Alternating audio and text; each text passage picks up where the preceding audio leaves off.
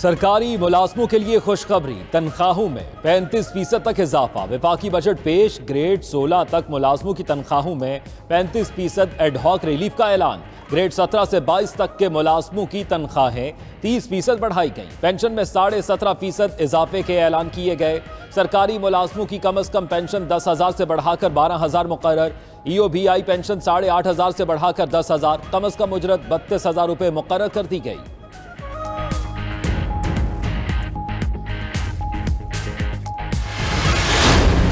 مالی سال 2023-24 کا وفاقی بجٹ پیش، حجم 14,460 ارب روپے سے زائد۔ بجٹ میں مالیاتی خسارہ 7.7% متوقع۔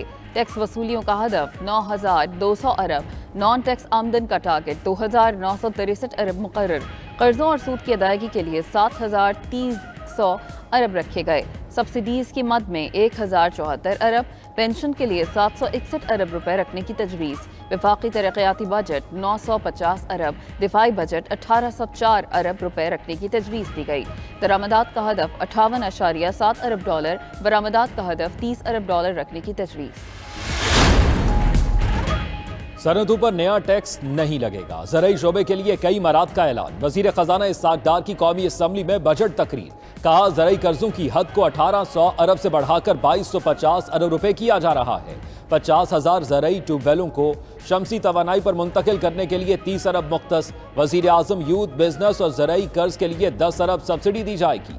درآمدی یوریا کھاد پر 6 ارب کی سبسڈی دی جائے گی۔ چھوٹے کسانوں کو کم مارک اپ پر قرضوں کے لیے 10 ارب کی سبسڈی ملے گی۔ آئی ٹی کے فری لائسنس لانسر کو سالانہ $24,000 تک ایکسپورٹ پر سیلز ٹیکس رجسٹریشن اور گوشواروں پر استثناء ہوگا۔ اسلام آباد میں آئی ٹی سروسز پر سیلز ٹیکس 15 سے کم کر کے 5% مقرر۔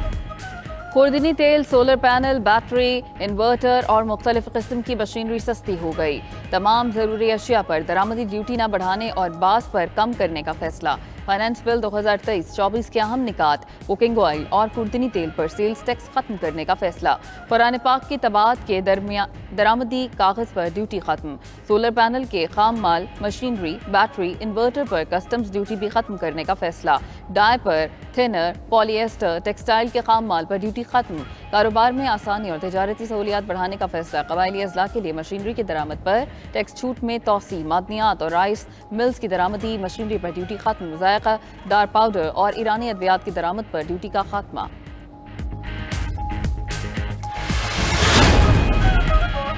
50 کروڑ روپے سے زائد آمدن والوں پر 10% سپر ٹیکس عائد ہوگا۔ 40 کروڑ سے 50 کروڑ روپے آمدن والوں پر 8% سپر ٹیکس لگانے کی تجویز۔ 35 سے 40 کروڑ آمدن پر 6% سپر ٹیکس عائد۔ 30 سے 35 کروڑ آمدنی پر 4% سپر ٹیکس لگے گا۔ 20 سے 30 کروڑ آمدن پر 3% سپر ٹیکس عائد کرنے کی تجویز۔ 15 سے 20 کروڑ آمدنی پر 1% سپر ٹیکس لگے گا۔ پوائنٹ آف سیل کے ذریعے لیدر اور ٹیکسٹائل مصنوعات پر سیلز ٹیکس بڑھانے کا فیصلہ۔ پی او ایس پر سیلز ٹیکس کی شرح 12 سے بڑھا کر 15% مقرر کر دی گئی۔ بجٹ میں 200 ارب روپے کے اضافی ٹیکسز عائد کیے گئے ہیں۔ چیئرمین ایف بی آر عاصم احمد کی نیوز کانفرنس، بولے کہ 175 ارب روپے کے براہ راست ٹیکس لگائے گئے۔ 25 ارب روپے کے بل واسطہ ٹیکس لگانے کا فیصلہ کیا۔ غیر ممالک میں debit, credit cards, non filers پر 10% ود ہولڈنگ ٹیکس عائد ہوگا۔ فائلرز پر 5% ٹیکس عائد کیا جائے گا۔ بینکوں سے کیش رقوم نکلوانے پر نان فائلرز پر 6% ٹیکس لگانے کی تجویز۔ 1300 سی سی سے زائد کی ایشیائی گاڑیوں کی درآمد پر مقرر حد ختم کر دی گئی۔ آئی ٹی ایکسپورٹ بڑھانے پر توجہ دی جائے گی۔ وفاقی وزیر خزانہ اسحاق ڈار کی بجٹ تقریر، کہا ترسیلات زر بڑھا کر زر مبادلہ کے ذخائر بہتر بنائے جائیں گے۔ ترقی اور خوشحالی کے لیے مقامی صنعت کی حوصلہ افزائی کی جائے گی۔ نوجوانوں کو روزگار کے مواقع دینے کے لیے کاروبار میں آسانیاں دی جائے گی۔ غریب طبقات کو مہنگائی سے بچانے کے لیے ریلیف دیا جائے گا۔ نان فائلرز پر ٹیکس کا ریٹ بڑھایا جائے گا تاکہ وہ ٹیکس کے دائرے میں آ سکیں۔ آئی ٹی کے شعبے میں سیلز ٹیکس گوشوارے جمع کرانے کی چھوٹ دی جائے گی۔ ترسیلات زر پاکستان میں لانے کے لیے سہولیات دینے کا فیصلہ۔ بینکوں کے ذریعے $1 لاکھ کی سالانہ پر لانے والے سہولت دی جائے گی۔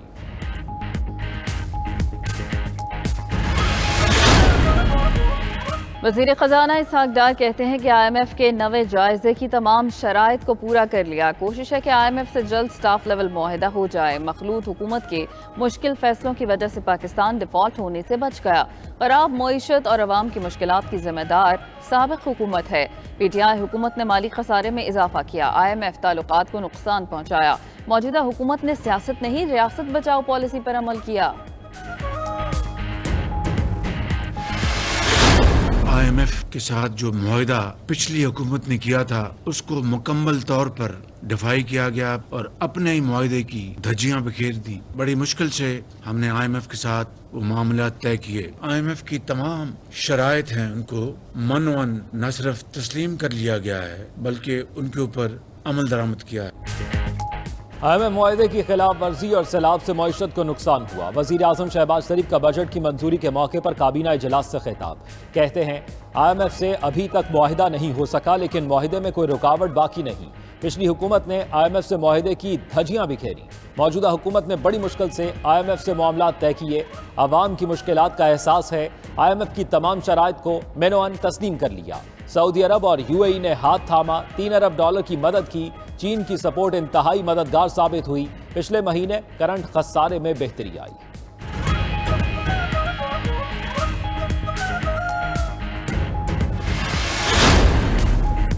تاجروں اور صنعت کاروں کا آئندہ مالی سال کے بجٹ کا خیر مقدم. صدر کراچی چیمبر طارق یوسف بولے کہ بجٹ میں زرعی معیشت پر توجہ دینا وقت کی ضرورت تھی. صدر لاہور چیمبر کاشف انور کہتے ہیں کہ تمام تر مشکلات کے باوجود حکومت نے ریلیف دیا. صدر اسلام آباد چیمبر احسن ظفر بولے کہ اچھے بجٹ پر وزیر اعظم اور وزیر خزانہ کو مبارکباد پیش کرتے ہیں. صدر FPCCI عرفان اقبال شیخ نے کہا کہ بجٹ کی اصل خد و خال 2 دن میں واضح ہو سکیں گے. سینئر نائب صدر FPCCI سجاد ارشد بولے کہ زراعت کے ساتھ ٹیکسٹائل سیکٹر کو بھی مراعات دینا چاہیے تھی.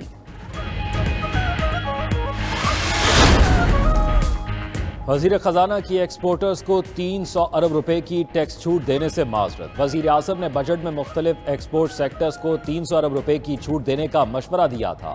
اسحاق ڈار کا موقف تھا ٹیکس چھوٹ کی وجہ سے ماضی میں کبھی برآمدات نہیں بڑھی. درآمدات کے لیے درآمدی مال پر چھوٹ دینے سے قیمتیں بھی کم نہیں ہو سکیں. ٹیکس چھوٹ کا غلط فائدہ اٹھا کر مہنگائی جاری رکھی جاتی ہے. فارما، ٹیکسٹائل اور پیکڈ فوڈ کے ضمن میں وزارت خزانہ کا تجربہ تلخ ہے. ان سیکٹرز میں برآمدات ٹیکس چھوٹ کے باوجود نہیں بڑھ سکیں.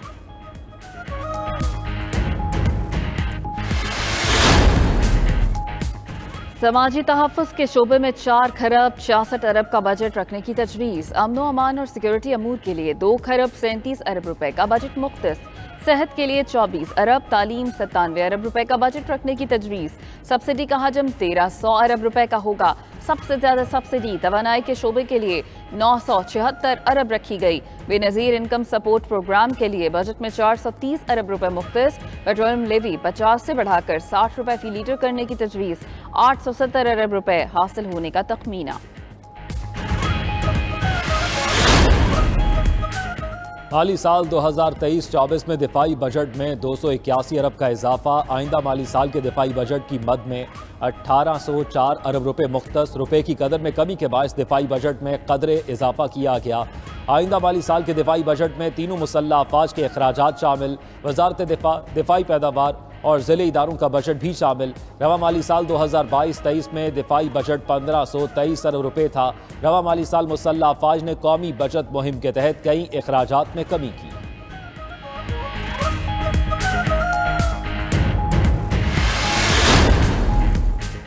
آئندہ مالی سال کے لیے سالانہ ترقیاتی پروگرام کا حجم 1150 ارب روپے کا ہوگا. آبی ذخائر اور شعبہ آب کے لیے 99 ارب، انفراسٹرکچر کے لیے 491 ارب مختص. شعبہ توانائی کے لیے 86 ارب، ٹرانسپورٹ اور کمیونیکیشن کی ترقی کے لیے 263 ارب مختص.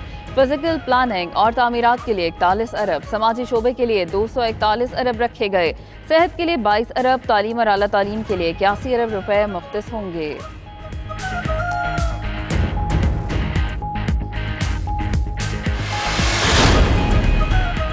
وزیر اطلاعات مریم اورنگزیب کہتی ہیں پہلے 4 سال فسادی ٹولہ وہ بجٹ دیتا رہا جس کا کوئی ویژن اور پروجیکشن نہیں تھی. ان کا مقصد ملک تباہ کرنا تھا، معیشت کو استحکام دینا نہیں. اسی لیے انہوں نے IMF پروگرام پورا نہیں کیا. اس بجٹ میں آئی ٹی سیکٹر اور نوجوان کے گروتھ سیکٹر کو مراعات دی گئی ہیں۔ زراعت اور کسانوں کو مکمل ریلیف پیکج دیا ہے۔ تعلیم کے لیے بجٹ رکھنے کے علاوہ بہتری کے لیے بھی رقم مختص کی۔ پہلی بار صحافیوں اور فنکاروں کے لیے ہیلتھ انشورنس کا اعلان کیا۔ بجٹ میں ایک مکمل معاشی پروگرام اور روڈ میپ دیا گیا ہے۔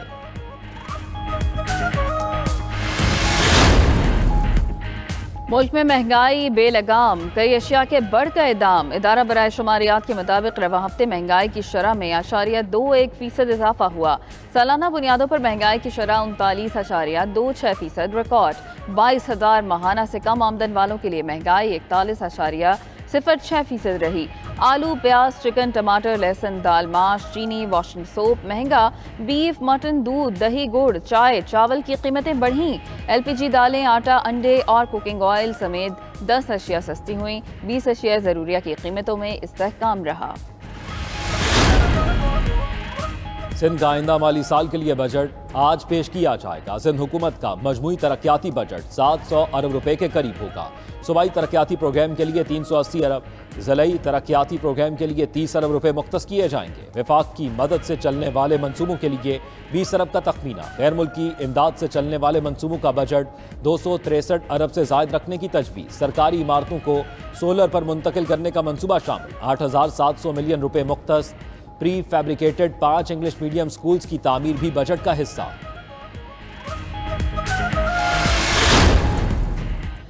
پاناما کا معاملہ کچھ اور ہی تھا۔ 436 افراد میں سے ایک خاندان پر کیس چلایا گیا۔ Supreme court Panama scandal case سے نواز شریف کا مقدمہ الگ کرانے پر برہم۔ 7 سال سے معاملہ عدالت میں ہے۔ کیا اس وقت صرف ایک فیملی کے خلاف کیس چلانا مقصد تھا؟ آپ کو اس کیس میں کوئی دلچسپی نہیں۔ جسٹس سردار طارق کا جماعت اسلامی کے وکیل سے مکالمہ۔ ریمارکس دے کہ قانون بائی پاس کر کے سپریم کورٹ سے آرڈر نہ کرائیں۔ جسٹس امین الدین خان بولے کہ کوئی از خود نوٹس نہیں لیں گے۔ وکیل جماعت اسلامی کی تحقیقات کے لیے جوڈیشل کمیشن کی استدعا، سماعت 1 ماہ کے لیے ملتوی۔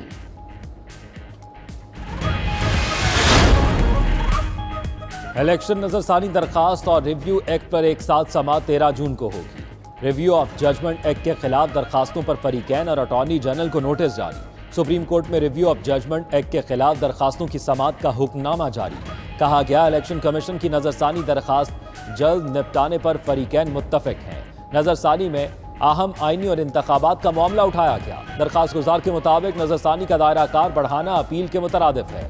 درخواست گزار کا موقف ہے آئین میں ترمیم کے بغیر نظر ثانی کو اپیل کے برابر نہیں کیا جا سکتا۔ وطن واپسی کی تاریخ نواز شریف نے خود دینی ہے، انہیں کوئی تاریخ نہیں دے سکتا۔ وزیر داخلہ رانا ثناء اللہ کہتے ہیں کہ عام انتخابات سے 2-3 ماہ قبل نواز شریف واپس آئیں گے۔ مسلم لیگ نون کو اکثریت ملی تو وزیر اعظم نواز شریف کی مرضی کا ہوگا۔ سیٹ ایڈجسٹمنٹ ہو سکتی ہے، آپشن کھلے رکھنے چاہیے۔ مزید بولے کہ 2018 میں یہ سب ایک جگہ اکٹھے ہوئے، اب دوسری جگہ جمع ہیں تو پریشانی کی کیا بات ہے؟ ان کا اپنا پانسا پلٹ چکا، آہستہ آہستہ سمجھ آ جائے گی۔ چیئرمین پی ٹی آئی ملک کو حادثے سے دوچار کرنا چاہتے تھے، خود حادثے سے دوچار ہو گئے۔ استحکام پاکستان پارٹی کے سربراہ جہانگیر ترین کی آج رات برطانیہ روانگی۔ جہانگیر ترین برطانیہ میں معمول کا طبی معائنہ کرائیں گے۔ 1 ہفتہ قیام کے دوران جہانگیر ترین کی اہم سیاسی ملاقاتوں کا بھی امکان۔ دوسری جانب جہانگیر ترین کا پرویز خٹک سے ٹیلی فونک رابطہ۔ آئندہ انتخابات پر گفتگو۔ پرویز خٹک نے جہانگیر ترین کو نئی پارٹی کے قیام پر مبارکباد دی۔ خٹک نے ترین کی ملاقات کی دعوت قبول کر لی۔